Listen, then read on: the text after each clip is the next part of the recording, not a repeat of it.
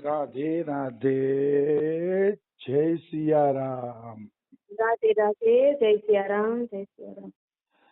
આપણે આજે એક લીલા લેવાની છે કે ભગવાનના નામ પ્રત્યે રાધા કૃષ્ણને અરસપરસ પ્રેમ કેવો છે એની એક લીલા લેવાની છે.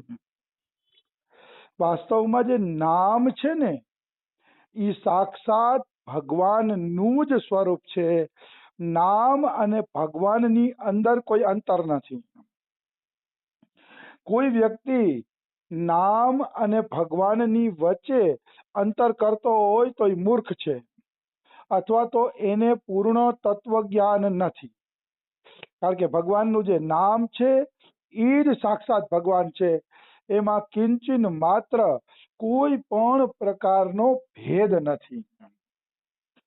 એટલે મનુષ્યએ નામ અને નામી વચ્ચે કોઈ પણ પ્રકારનો ભેદ ન કરવો જોઈએ. ભગવાન ખુદ એકબીજાના નામનો કેટલો આદર કરે છે એનું વર્ણન આપણે એક આ લીલા દ્વારા લેશું.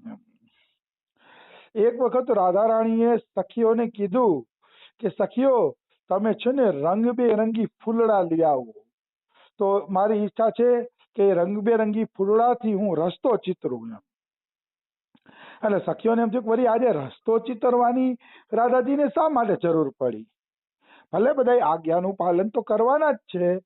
રાધા રાણી આજ્ઞા કરે કે ફૂલડા લઈ આવો એટલે સખીઓ તો જવાની છે, કારણ કે એ તો ચિઠ્ઠીની ચાકર છે અને રાધાજીની આજ્ઞા વિરુદ્ધ તો એ કોઈ પણ ક્રિયા કરતી નથી. સખીઓ એટલી બધી આજ્ઞાકારી છે રાધા રાણી. એટલે બધી સખીઓ ગઈ અને જઈને રંગબેરંગી ફૂલડા લઈ આવ્યા. એક ડાલામાં ગુલાબના ફૂલ તો બધા ગુલાબના જ ફૂલ, એક ડાલામાં ચમેલીના ફૂલ તો બધા ચમેલીના જ ફૂલ, એકમાં કમળના ફૂલ તો બધાની અંદર કમળના જ ફૂલ.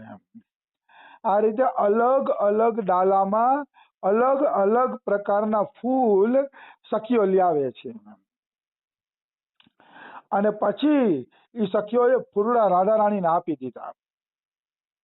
એટલે રાધા રાણીએ શું કર્યું, પ્રિયાજુએ શું કર્યું, એનાથી રસ્તો ચિતરવા માંડ્યા, મતલબ રસ્તો ઉપર ફૂલો પાથરવા માંડ્યા.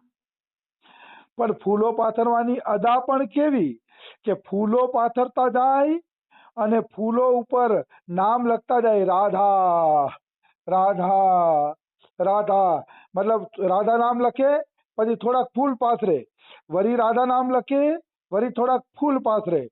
એ રીતે આખો રસ્તો એને ફૂલનો પાથરી દીધો. અને એમાં રાધા રાધા નામ લખ્યું.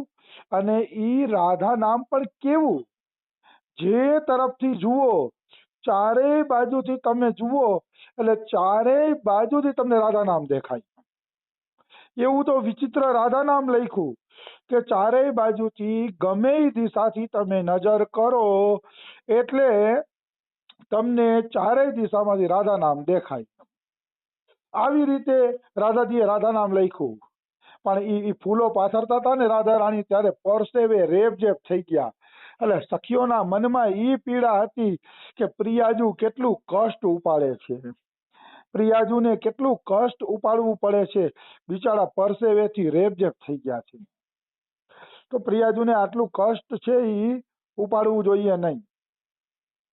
એટલે સખીઓ એમ કહે છે કે પ્રિયાજુ, અમે કાંઈ મદદ કરીએ? તમે તો કેટલું બધું કષ્ટ ઉપાડો છો, તમે કહેતા હોય તો અમે થોડીક મદદ કરી દઈએ. તો રાધા રાણીએ ઈશારો કર્યો કે નહીં, આ કાર્ય તો હું મારા હાથે જ કરવાની છું.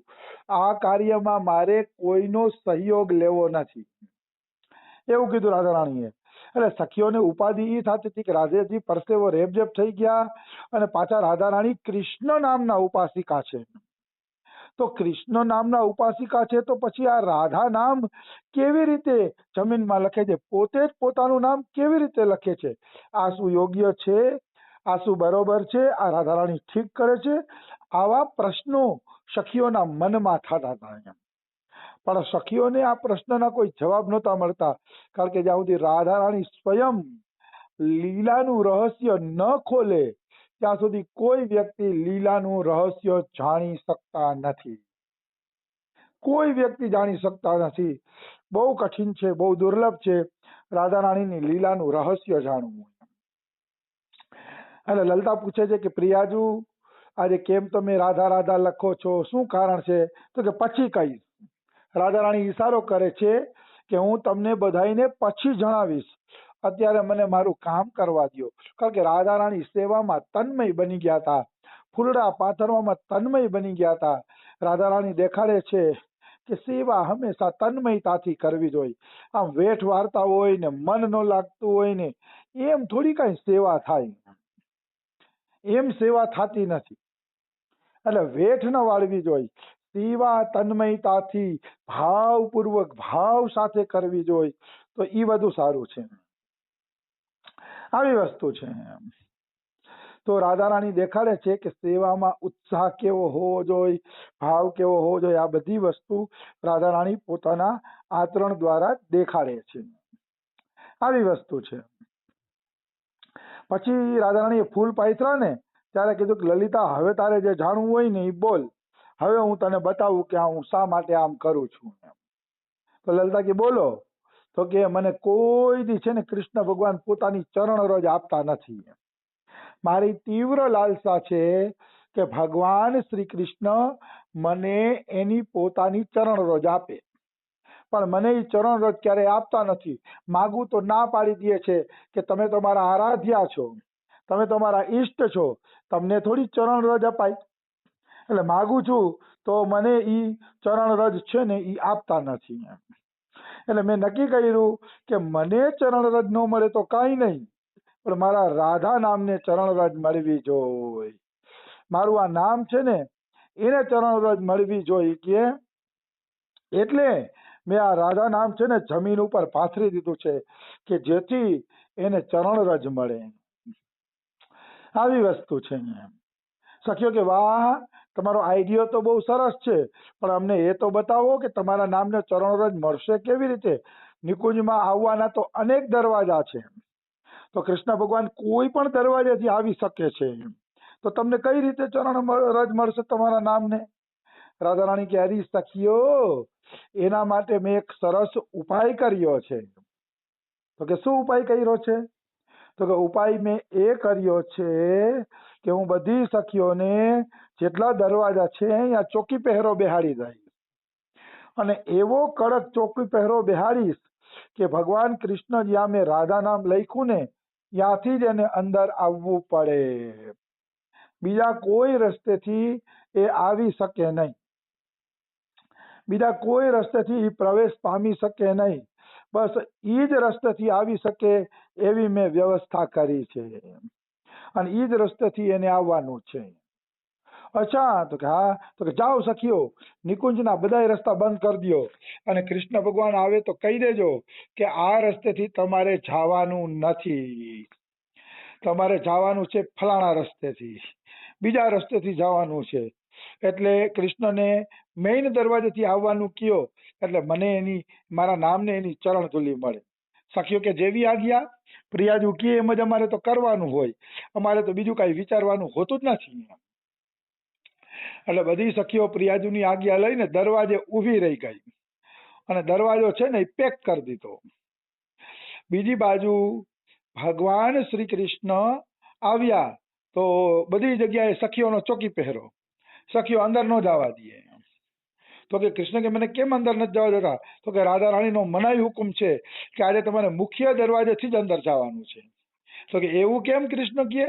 તો કે એવું એમ, તમે જઈને જોઈ લ્યો એ કહે, બાકી જવાનું છે મુખ્ય દરવાજેથી. તો કૃષ્ણ કે ઠીક છે, તમે બધી સખીઓ કહેતી હોય ના તે હોય તો પછી કઈ મારે ના થોડી પડાય. કૃષ્ણ ફરતા ફરતા મુખ્ય દરવાજે આવ્યા. મુખ્ય દરવાજે કૃષ્ણ આવ્યા ને તો રસ્તા ઉપર રાધા નામ પાથરેલું હતું ફૂલડાથી. તો સામેથી લલિતા સખી કહે છે, આવો પ્રિયતમ આવો, આજ તો પ્રિયાજુને એના નામને તમે ચરણ ધૂલી આપો એવી એની ઈચ્છા છે, એટલે પધારો, આવી જ આવી કે આ દરવાજેથી. કૃષ્ણ કે અરે બાપ રે, રાધા નામ તો મારું ઈષ્ટ છે, રાધા નામ તો મારું આરાધ્ય છે, એ રાધા નામ ઉપર હું થોડો પગ મૂકું એમ.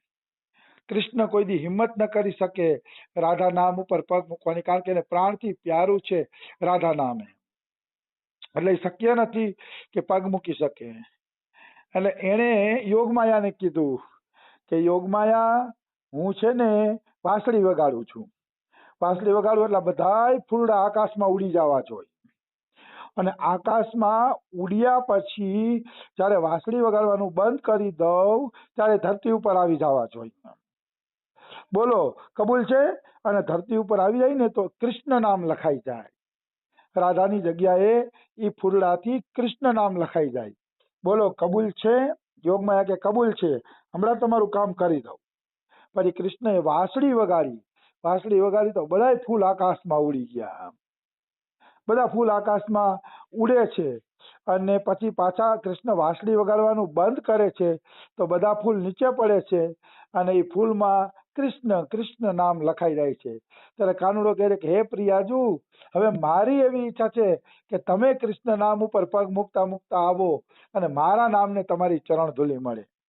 તો રાધારાણી માટે એ જ સમસ્યા આવી ગઈ, કારણ કે રાધારાણી પણ કૃષ્ણ નામ ઉપર પગ મૂકી શકતા નહોતા.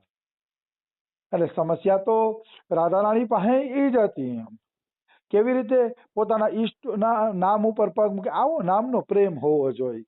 માણસો નામ ભૂલી જતા હોય કલાકોના કલાકો, તો એને ખબર ન હોય, કોઈ ચિંતા ન હોય, કોઈ પરવા ન હોય. આ કઈ નામની અંદર પ્રેમ થોડો છે? નામની અંદર પ્રેમ તો એને કહેવાય કે રાધા રાધા રાધા જપતા જપતા રાત દિવસનું ભાન ન રહીએ, પણ નામ ભૂલાય એનું ભાન એને રહીએ ને, એને નામનો પ્રેમ કહેવાય. રાત દિવસ કેમ જાય છે એ એને ખબર ન પડે, એને કેવળ એટલું યાદ રહે કે મારે નામ જપવાના છે. આનું નામ કહેવાય નામ પ્રત્યે પ્રીતિ. આવી વસ્તુ છે. અરે કોઈ રાધા નામ નીચે પણ પડેલું હોય ને તો પટ કરતું ઉપાડીને નદીમાં પધરાવી દેવું જોઈએ, જેથી રાધા નામ કોઈના પગે ન કચરાય. એવો ભાવ નામ પ્રત્યે હોવો જોઈએ, ત્યારે આપણી નામ નિષ્ઠા સાચી, નામ પ્રેમ સાચો. આવી વસ્તુ છે. મારા પપ્પા એવું કરતા.